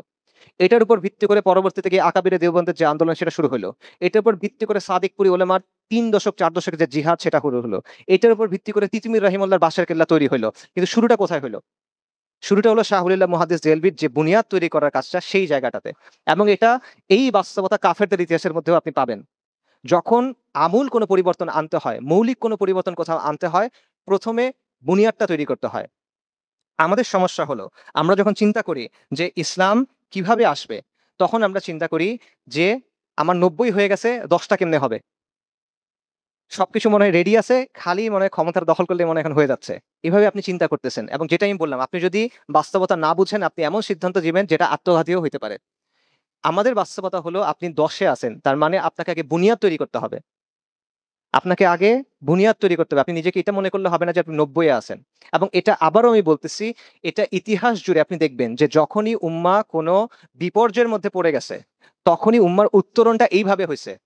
প্রথমে দাওয়ার মাধ্যমে, ইসলাহের মাধ্যমে, বিশুদ্ধ তাওহীদের দিকে ফিরে আসার মাধ্যমে, কিতাব ও সুন্নাহর দিকে ফিরে আসার মাধ্যমে সমাজের মধ্যে একটা পরিবর্তন আগে আসছে। তারপর সেই পরিবর্তনটা চূড়ান্ত পর্যায়ে পৌঁছাইছে। প্রথমটাকে বাদ দিয়ে পরেরটা কখনো হয় না। রাতারাতি এই জিনিসটা হয় না। সো এই ব্যাপারটা আমাদের বোঝা জরুরি। এই ২টা বাস্তবতা আমাদের বোঝা জরুরি। ২টা বাস্তবতা কি? আবারও বলেন। আমি বলি, সরি। আমি ২টা বাস্তবতার ১ম টা হলো যে আমাদের অবস্থা হলো এই সমাজে আমরা দুর্বল। এই সমাজে কার্যত আমরা ২য় শ্রেণীর নাগরিক। এই সমাজে আপনাকে অচ্ছুত বানায় রাখা হয়। এই সমাজে আপনার যে চাহিদা, আপনার যে আকাঙ্ক্ষা, আপনার যে তামান্না, আপনার যে আকীদা সেটাকে ভিলিফাই করা হয়। মানে নেতিবাচকভাবে দেখানো হয়। সেটাকে ক্রিমিনালাইজ করা হয়, অপরাধ হিসেবে দেখানো হয়। ইসলামের শিক্ষা হলো শরিয়া চাওয়া। শরিয়া চাওয়াকে এরা উগ্রবাদ বলে। মাথায় টুপি দিয়ে বলে শরিয়া চা উগ্রবাদ, মাথায় টুপি দিয়ে কুফর করে, ওই কুফর কথাটা বলার জন্য মাথায় টুপিটা পরে। এইটা হলো বাস্তবতা। দ্বিতীয় বাস্তবতা হলো এই কাজটাকে যদি ২টা ধাপে ভাগ করেন, যে আল্লাহর জমিন আল্লাহর দিন কায়েম করা, প্রথম ধাপটা হলো বুনিয়াদ তৈরির, দ্বিতীয় ধাপটা হলো তামকিন অর্জনের অথবা ইনকিলাবের, যে কোনো একটা বলেন। আমরা প্রথম ধাপে আছি, দ্বিতীয় ধাপে না। এই ২টা বাস্তবতা বোঝা। আবারও বলতেছি, এটা যদি আপনার সন্দেহ থাকে এই বিষয়গুলোর সাথে মিলায় নেন যে বাংলাদেশে এখনো শিক্ষার ক্ষেত্রে, শাসনের ক্ষেত্রে, পলিসির ক্ষেত্রে, অর্থনীতির ক্ষেত্রে, সংস্কৃতির ক্ষেত্রে, পোশাকের ক্ষেত্রে কোনো একটা বিষয়ের ক্ষেত্রে ইসলামের মূলনীতি অনুসরণ করা হয় না। এটা যখন অনুসরণ কথা বলা হয়, অনুসরণ করার কথা, সেটাকে নেতিবাচকভাবে দেখানো হয়, মৌলবাদ বলা হয়, উগ্রবাদ বলা হয়, নানা ধরনের জিনিস বলা হয়। বাংলাদেশে যারা ইসলামপন্থী বলে নিজেদের পরিচয় দেয়, তারা ইসলামের কথা বলে না। বাংলাদেশে জনপরিসরে যারা ইসলামের কথা বলে রাজনীতি করে, এবং আমি কোনো একজনের কথা বলতেছি না, অনেকজনের কথাই বলতেছি, তাদের মধ্যে কে স্পষ্টভাবে এই কথাটা বলে যে এই যে বিষয়টা চলতেছে এটা গায়রুল্লাহ শাসন, এটা কুফরবিদ্যা আগত হচ্ছে না এবং আমাদের আবশ্যক হলো ইসলামী শরিয়ার দিকে ফেরত যাওয়া? আপনি সর্বোচ্চ বলতে পারবেন কি কল্যাণ রাষ্ট্র, আপনি সর্বোচ্চ বলতে পারবেন যে রিপাবলিক, ইসলামী রিপাবলিক, আপনি সর্বোচ্চ বলতে পারবেন যে ইসলামের মূলনীতি অনুযায়ী ডেমোক্রেসি, এতটুক। কিন্তু ইমারা, শরিয়া, খিলাফা এটা আপনি বলতে পারবেন না। এটা যে বলে সে উগ্রবাদী, মামলা দেওয়ার বিরুদ্ধে, রাইট? এইটা হলো বাস্তবতা। আরেকটা বাস্তবতা হলো যে সাধারণ মানুষের কাছেও বিষয়গুলো স্পষ্ট না। এই দোষ কার? সাধারণ মানুষের কাছে এটা স্পষ্ট কিনা বলেন? শাসনটা যে আল্লাহর হওয়ার কথা, শরিয়া যে কায়েম হওয়ার কথা, এই বিষয়গুলো সাধারণ মানুষের কাছে স্পষ্ট? স্পষ্ট না কেন? এই দোষ কার? এই দোষ আমাদের। কাফেররা তাদের যে আদর্শ এটা পৌঁছায় দিছে এদের কাছে। মানুষ বুঝে না বুঝে সে কথাটা শিখছে। হ্যাঁ, এটা লাগবে। ভোটের অধিকার, তাই না? এই কথা সে বুঝছে। বুঝে না এটার মানে কিন্তু সে কথাটা মুখস্থ করে নিছে। কিন্তু আপনার কথাটা আপনি তার মাথায় দিতে পারেন নাই। এটা আমার আপনার ব্যর্থতা। তারপর দেখেন যে আমরা জাতীয় যতগুলা ইস্যু আছে, বাংলাদেশের কোনো জাতীয় ইস্যুতে মানে মানুষের দৈনন্দিন জীবনের যে সমস্যা, আর্থসামাজিক সমস্যা। কারণ সাধারণ মানুষ কিন্তু আকীদা নিয়ে, আদর্শ নিয়ে চিন্তা করে না। সে চিন্তা করে কি নিয়ে? তার পেট নিয়ে, তার পরিবার নিয়ে। তো তার যে সমস্যাগুলো আছে এবং তার তো অনেক সমস্যা আছে। দুর্নীতি আছে, চাঁদাবাজি আছে, সন্ত্রাস আছে, অনেক সমস্যা আছে। এই সমস্যাগুলোতে আপনি তার পাশে গিয়ে দাঁড়াইছেন কিনা? সত্যি করে বলেন, আমরা দাঁড়াইছি কিনা? বাংলাদেশের ৫৪ বছরের ইতিহাসের মধ্যে দেখেন যে কোনো এই ধরনের জাতীয় আন্দোলন ইসলামপন্থীরা শুরু করছে কিনা এবং সফল হয়েছে কিনা। আমরা খাস খাস কিছু ইমানি ইস্যু যেটা আমরা বলতেছি, সেই ইস্যুতে কাজ করছি। কিন্তু মানুষের যে বিষয়ে চিন্তা, সেই বিষয়ে আমরা তার পাশে দাঁড়াই নাই। এখন জনগণের ফিতরাত হলো, জনগণ ওই মানুষটাকে নেতৃত্বের জন্য উপযোগী মনে করে যে তার প্রয়োজনের সময় তার পাশে দাঁড়ায়। এটা মানুষের ফিতরাত। এখন সে দেখে তার প্রয়োজনের সময় আপনি তার পাশে নাই। আপনার প্রয়োজনের সময় আপনি তারে ডাকতেছেন। এখন সে যে তাও আপনার কথা শুনে এটাই তো মনে হয় অনেক। নাকি? নাকি আপনি তাকে দোষ দিবেন যে এরা সবাই মুনাফিক হয়ে গেছে? না, আপনি আপনার কাজ করেন নাই। আমি আমার কাজ করি নাই। আমি তার পাশে গিয়ে দাঁড়াই নাই। আপনি বলতেছেন ইসলাম হলো complete way of life, complete code of life, পূর্ণাঙ্গ জীবন বিধান। পূর্ণাঙ্গ জীবন বিধানের মধ্যে ভাই চাঁদাবাজি, তারপরে যে সিন্ডিকেটবাজি, দুর্নীতি এই বিষয়গুলো নাই। এগুলো সমাধান করার কথা নাই। আমর বিল মারুফ নাহিল মুনকারের মধ্যে এগুলো নাই। আমরা করি নাই তো আমরা সরাই ফেলছি ওখান থেকে। তো মানুষ অবভিয়াসলি মনে করতেছে যে এর কাছে আমি যাব মাসলা মাসাইল জানতে, এদের কাছে আমি জানবো একটু আখিরাতের কথা শুনতে, কিন্তু আমার দুনিয়ার জন্য যাব আমি অমুক তমুকের কাছে। তো এই অবস্থাটাও আমাদের একটা সমস্যা যেটা আমরা করি নাই। এবং জনপরিসরে স্পষ্টভাবে এই কথাটা কে বলতেছে আমাকে বলেন? স্পষ্টভাবে কে বলতেছে যে আল্লাহ আমাদের দুনিয়াতে পাঠাইছেন কুফর বিত তাগুত ঈমান বিল্লাহর জন্য। এবং কুফর বিত তাগুত ঈমান বিল্লাহর মানে হলো সব ধরনের শিরক অস্বীকার করা। যার মানে হলো এই প্রাসাদের শিরক, এই সংসদের শিরক, এই সংবিধানের শিরক এগুলো অস্বীকার করা। এই কথাটা প্রকাশ্যে কে বলতেছেন বলেন জনপরিসরে? বলা হচ্ছে না। যে রাজনৈতিক প্রকল্পগুলো আমাদের সামনে আছে, তাদের নিয়ত ভালো। আমি তাদের নিয়তকে অস্বীকার করি না। কিন্তু এই বিষয়গুলো স্পষ্ট করা হয়েছে কিনা বলেন? হয় নাই। এটা বাস্তবতা ভাই। আবেগ দিয়ে এই বাস্তবতা আপনি আড়াল করতে পারবেন না। সো সব দিক থেকে এই বাস্তবতা স্বীকার যদি আমরা করি তার মানে হলো আমরা বুনিয়াদি পর্যায়ে আছি। তাহলে আমি বলছিলাম আমি আপনাদেরকে ৩ টা দায়িত্বের কথা বলবো, ২ টা বাস্তবতার কথা বলবো। তারপর একটা আহ্বান করব। আমি আবার রিক্যাপ করি। ফাযাক্কির ইন নাফাতিয যিকরা। ৩ টা দায়িত্ব কি? তাওহীদ জানা, বোঝা, মানা, বাস্তবায়ন করা, এর দিকে মানুষকে আহ্বান করা। এবং এটা করবেন ওই শিরকের ব্যাপারে বেশি করে, সবগুলোর ব্যাপারেই করবেন। খাসভাবে ওইটার ব্যাপারে বেশি করবেন যেটা মানুষের মধ্যে বেশি প্রচলিত। নাকি? যেটা মানুষের মধ্যে প্রচলিত না ওটা নিয়ে বলবেন বেশি। যেটা বেশি প্রচলিত ওটা নিয়ে আপনার বলতে হবে। এটা আপনার দায়িত্বের মধ্যে পড়ে। দাওয়াতের দায়িত্বের মধ্যে এটা পড়ে। তারপর হলো আমর বিল মারুফ নাহি আনিল মুনকার। এবং তারপর হলো আল্লাহর জমিনে আল্লাহর দ্বীন সামগ্রিকভাবে কায়েম থাকুক এটার জন্য চেষ্টা করা। এই ৩ টা দায়িত্ব, ২ টা বাস্তবতা। এই সমাজে আপনি দুর্বল। এই সমাজে আপনি সেকেন্ড ক্লাস সিটিজেন। আপনার হক নাই কোনো। আপনি কোটায় আছেন। আর পরবর্তী বাস্তবতা হলো যে দিন কায়েমের যে প্রক্রিয়া এটার মধ্যে আমরা কোনোভাবেই শেষ পর্যায়ে পৌঁছায়নি। আমরা প্রাথমিক পর্যায়ে আছি যেটা হলো বুনিয়াদ তৈরির পর্যায়ে। তো এই জায়গায় আমি সর্বশেষ পয়েন্টে যাই যেটা হলো আমার আহ্বান আপনাদের প্রতি বা আমার আপনাদের প্রতি অনুরোধ। যদি এই কথাগুলো আপনারা স্বীকার করেন এবং মানেন তাহলে আমাদের কাজটা কি? আমাদের কাজ হলো এই পর্যায়ে কাজ করা সমাজের মধ্যে। বুনিয়াদি পর্যায়ের মধ্যে আমি আসি। এই ৩ টা আমার দায়িত্ব। সমাজের মধ্যে আমি দুর্বল। এই সবগুলো জিনিস আমার চোখের সামনে রেখে এবার কাজে ঝাঁপায় পড়া। কাজ করা। কেন কাজ করা? এটা কি? আমার অবসর সময়ে আমি কিছু কাজ করব। নফল আমল হিসেবে। না, এটা আপনি করবেন আবারও আল্লাহর কাছে ওজরের জন্য। আল্লাহর কাছে নাজাত পাওয়ার জন্য। আল্লাহর পাকড়াও থেকে বাঁচার জন্য। এইজন্য আপনি এই কাজটা করবেন। আল্লাহ পরীক্ষা করবেন আমাদের ওই পরীক্ষা থেকে বাঁচার জন্য করবেন। কবরের ৩ টা প্রশ্ন আছে। এই ৩ টা প্রশ্নের উত্তর তো মুখস্থ। একটা কাফেরও তো এটা মুখস্থ করতে পারে। পারবে না? সহজ প্রশ্নের উত্তর। এক শব্দের উত্তর। তাহলে মানুষ পারবে না কেন বলেন? কারণ এটা মুখস্থ করার বিষয় না। এটা প্রমাণ করার বিষয়। সেই প্রমাণটা দেওয়ার জন্য আপনি এই কাজগুলা করবেন। এবং সেই কাজটা আপনি কি করবেন? সেই কাজের জন্য আমাদের যেটা করতে হবে, প্রথমত তাওহীদের দাওয়াত আপনার দিতে হবে। এবং এটাও আপনি নবীদের কাছ থেকে শিখবেন। আর কারো কাছ থেকে শেখার দরকার নাই। নবীদের কাছ থেকে শিখেন। নবীদের কাছ থেকে নবীদের দাওয়ার বৈশিষ্ট্য কি? নবীদের দাওয়ার বৈশিষ্ট্য হলো প্রথমত তারা তাওহীদের দাওয়াত দিছেন। রাইট? যেটা আমরা এতক্ষণ আলোচনা করলাম।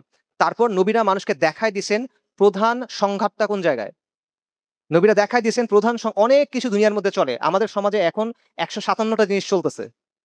অসংখ্য ঘটনা। আপনি ফেসবুকে ঢুকবেন, নিউজ পেপারে ঢুকবেন, খবরের পর খবর, ইস্যুর পর ইস্যু। কিন্তু মূল ইস্যু কি? মূল ইস্যু আম্বিয়া কেরাম দেখায় দিছেন এবং আপনি যদি আম্বিয়া কেরামের অনুসরণ করতে চান এই কাজটা আপনার করতে হবে। মূল ইস্যু হলো গায়রুল্লাহর নিজাম বনাম আল্লাহর নিজাম। আল্লাহর আইন বনাম তাগুতের আইন। এই বিষয়টা আপনার মানুষের সামনে দেখা দিতে হবে। যখন আপনি বারবার মানুষকে এটা বলে, বলে বোঝাতে পারবেন, মানুষ যেকোনো একটা অংশ বেছে নিতে বাধ্য হবে। এটা নবীদের কাজ, হুজ্জত কায়েম করা। সো নবীদের এখান থেকে আমাদের শিক্ষণীয় বিষয়টা হলো এই দাওয়াতটা আমাদের মানুষের কাছে স্পষ্ট করতে হবে। আপনি আপনার মুখে বলেই করবেন। আর কোনোভাবে আপনি করতে পারতেছেন না, আপনি দুর্বল। কিন্তু এটা বলেই করবেন এবং এটা আম্বিয়া কেরাম করছেন আলাইহিমুস সালাতু ওয়াসসালাম। আম্বিয়া কেরাম আল ওয়ালা ওয়াল বারা শিক্ষা দিছেন যে আল্লাহর রাহে ভালোবাসা, আল্লাহর রাহে ঘৃণা করা। আমি তাওহীদ এবং তাওহীদের অনুসারীদের ভালোবাসি, আমি শিরক এবং শিরকের অনুসারীদের অপছন্দ করি এবং আমি সকল শিরকি তন্ত্র মন্ত্র বাদ মতবাদ ব্যবস্থা সবগুলোকে অস্বীকার করি। এই জিনিস আপনার করতে হবে। সকল নবী জিহাদ করেন নাই নাকি করছেন? সব নবী জিহাদ করছেন? বলেন, কনফিউশন আছে কারো? আদম আলাইহিস সালাম জিহাদ করছেন? নূহ আলাইহিস সালাম জিহাদ করছেন? সব নবী জিহাদ করেন নাই। কিন্তু সব নবী কুফর বিদ তাগুত করছেন এবং সব নবী আল ওয়ালা ওয়াল বারা শিক্ষা দিয়েছেন। এই শিক্ষা আপনার দাওয়াতের মধ্যে থাকতে হবে।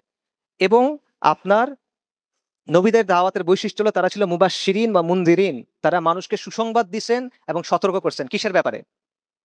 আখিরাতের ব্যাপারে। যে এই জীবন শেষ হয়ে যাচ্ছে, এটার পরে আখিরাত অপেক্ষমান তোমার জন্য। সেটার জন্য প্রস্তুতি নাও। নবী সাল্লাল্লাহু আলাইহি ওয়াসাল্লাম সাফা পর্বতে দাঁড়ায় ডাকছেন কিভাবে? ইয়া বনু আমের, ইয়া বনু ফেহের, তোমরা সবাই আসো, আসো। তারপর তিনি বলছেন যে আমি যদি তোমাদের বলি এই পাহাড়ের পেছনে একটা সেনাবাহিনী তোমার জন্য অপেক্ষা করতেছে, তোমরা কি এটা মানবা? বলে অবশ্যই মানবো, তুমি তো আল আমিন আস সাদিক। তখন রাসূলুল্লাহ সাল্লাল্লাহু আলাইহি ওয়াসাল্লাম বলছেন আমি তোমাদের এক ভয়ঙ্কর দিনের কথা বলতেছি। আমি তোমাদেরকে এটা ব্যাপারে সতর্ক করতেছি। এবং সকল নবী এটা করছেন। তারা সুসংবাদ দিছেন এবং তারা সতর্ক করছেন। সেই কাজটা আপনার করতে হবে। এবং আপনার আমর বিল মারুফ নাহি আনিল মুনকার করতে হবে। এবং আপনার যে কাজটা করতে হবে সেটা হলো নবী সাল্লাল্লাহু আলাইহি ওয়াসাল্লাম হাদিসে আছে, নবী সাল্লাল্লাহু আলাইহি ওয়াসাল্লাম বলছেন সহিহ বুখারীতে যে আল্লাহ এমন কোন নবী পাঠাননি যিনি ছাগল বা ভেড়া চরাননি বা মেষ চরাননি। সাহাবীগণ জিজ্ঞেস করলেন ইয়া রাসূলুল্লাহ আপনিও? তখন তিনি বললেন হ্যাঁ, আমিও কিছু কিরাতের বিনিময়ে মক্কাবাসীদের মেষ চরাতাম। মানে প্রত্যেক নবী রাসূল রাখাল ছিলেন। এই হাদিস শোনেন নাই? আগে শোনেন নাই কেউ? প্রত্যেক নবী রাসূল রাখাল ছিলেন। ইবনু হাজার আল আসকালানী রাহিমাহুল্লাহ এই হাদিসের ব্যাখ্যায় বলছেন, নবীরা রাখাল ছিলেন কেন? কেন আল্লাহ তাদেরকে রাখাল বানাইলেন? যাতে করে তারা নবুয়তের জন্য ট্রেনিং পান। মানুষ ভেড়ার মতো, নবীদের দায়িত্ব হলো রাখালের মতো। এবং ভেড়া কিন্তু মানে কনফিউজ থাকে। ভেড়া ভয় পায় এবং ভেড়া খুব দ্রুত এলোমেলো হয়ে যায়। তো রাখালের দায়িত্ব হলো ভেড়াকে একত্রিত করা, শান্ত করা, সাহস দেওয়া, গন্তব্য দেখানো, বিপদ পার করে গন্তব্যে পৌঁছে দেওয়া। এবং ভেড়ার মধ্যে বিভিন্ন মেন্টালিটি থাকে, মানুষের মধ্যে বিভিন্ন মেন্টালিটি থাকে। না বুঝে ভেড়া রাগারাগি করে, মানুষও না বুঝে রাগারাগি করে। তো নবীদের এই ট্রেনিংটা হইছে যে যাতে করে তারা মানুষের মনস্তত্ত্ব বুঝেন। আমার কথা না, ইবনে হাজার আসকালানীর কথা। আপনারা আমার কাছে লেখা আছে বাট আমি আর পড়তেছি না, সময় নাই যেহেতু। সো এই ব্যাপারটাও বোঝা। এই ব্যাপারটা বোঝা যে যারা আপনাকে আল্লাহ এই নিয়ামত দিছেন, এই তাওহীদ আল্লাহ আপনাকে বোঝার অবস্থা দিছেন, এই বাস্তবতা আল্লাহ আপনাকে বোঝার তৌফিক দিছেন। আপনার দায়িত্ব হলো এই রাখালের ভূমিকা অবতীর্ণ হওয়া। আপনার দায়িত্ব হলো এই সমাজের কাছে যাওয়া। আপনার দায়িত্ব হলো সমাজের কাছে সত্যটা স্পষ্ট করা। আপনার দায়িত্ব হলো ভেড়াগুলোকে একসাথে করে তাদের গন্তব্যটা দেখায় দেওয়া এবং লম্বা পথ হইলেও ওই পথ চলাটা শুরু করা। এই দায়িত্বটা আমাদের। এইটা আমার আপনাদের প্রতি আহ্বান যে আপনারা কাজে ঝাঁপায় পড়েন এবং আপনি অনেক বড় উদ্দেশ্য রাখেন কিন্তু এই কাজ শুরু করেন আপনার কমিউনিটি থেকে, আপনার পাড়া থেকে, আপনার মহল্লা থেকে, আপনার পাশের বাড়ি থেকে, আপনার নিজের বাড়ি থেকে। কারণ এভাবেই মুহাম্মদ আর রাসূলুল্লাহ সাল্লাল্লাহু আলাইহি ওয়াসাল্লাম কাজ শুরু করছিলেন। এভাবেই সাহাবায়ে কেরাম রাদিয়াল্লাহু আনহুম আজমাইন কাজ শুরু করছিলেন। এভাবেই কাজ শুরু করছেন নূহ, ইব্রাহিম, মূসা, ঈসা সবাই আলাইহিমুস সালাতু ওয়াসসালাম। নাকি এটা অস্বীকার করবেন? ওইভাবে কাজ শুরু করেই পুরো দুনিয়ার উপরে তাদেরকে সম্মানিত করা হয়েছে নাকি করা হয় নাই? এভাবেই তো হয়েছে। কারণ এইভাবেই আল্লাহ চান। এখন আপনি মনে করছেন যে আমি অনেক বড় করে একটা কাজ করব। যেমন ধরেন যখন অনুষ্ঠান করা হয়, রাইট? কেউ একটা কাজ শুরু করে। ১ম এ মনে করে যে আমি ৫,০০০ মানুষ নিয়ে একটা অনুষ্ঠান করব। কিন্তু আকলও বলে এটা যে ১ম এ ৫,০০০ মানুষকে দিয়ে অনুষ্ঠান করতে পারবেন না। ১ম এ হয়তো আপনি ১৫ জনকে নিয়ে করতে পারবেন। রাইট? সো কাজ ছোট থেকে শুরু করতে হয়, তারপর বড় করতে হয়। আমাদের সমস্যা হলো আমরা ছোটর কাজটা করতে চাই না। আমি চাইতেছি যে আমি ১ম এ পিএইচডি করব। আমি স্কুলে পড়ব না, প্রাইমারি পড়ব না, এসএসসি দিব না, এইচএসসি দিব না, অনার্স পড়ব না, মাস্টার্স পড়ব না, সরাসরি পিএইচডি করব। এটা হয় কিনা বলেন? হয় না। এগুলা পাস করতে পারলেই কেবল আপনি ওখানে যেতে পারবেন। তার আগে পারবেন না। সো আপনি যদি ইনকিলাব চান, মানে পূর্ণাঙ্গ বৈপ্লবিক রূপান্তর চান, যেই ধরনের রূপান্তর রাসূলুল্লাহ আনছিলেন। কোন কাফিরের কথা আমরা বলতেছি না। রাসূলুল্লাহ আনছেন যেটাকে আবুল হাসান নাদভী সহ অনেকে বলছেন যে পূর্ণাঙ্গ বৈপ্লবিক রূপান্তর তারা আনছেন, ইসলামের বিপ্লবের কথা তারা বলছেন। এই বিপ্লবটা যদি আপনি চান, আপনি রাসূলুল্লাহ সাল্লাল্লাহু আলাইহি ওয়াসাল্লামের পদাঙ্ক অনুসরণ করতে হবে। এবং সাল্লাল্লাহু আলাইহি ওয়াসাল্লাম তিনি শুরু করছেন তার ঘর থেকে, তার প্রতিবেশীদের থেকে, তার মহল্লা থেকে, পাড়া থেকে।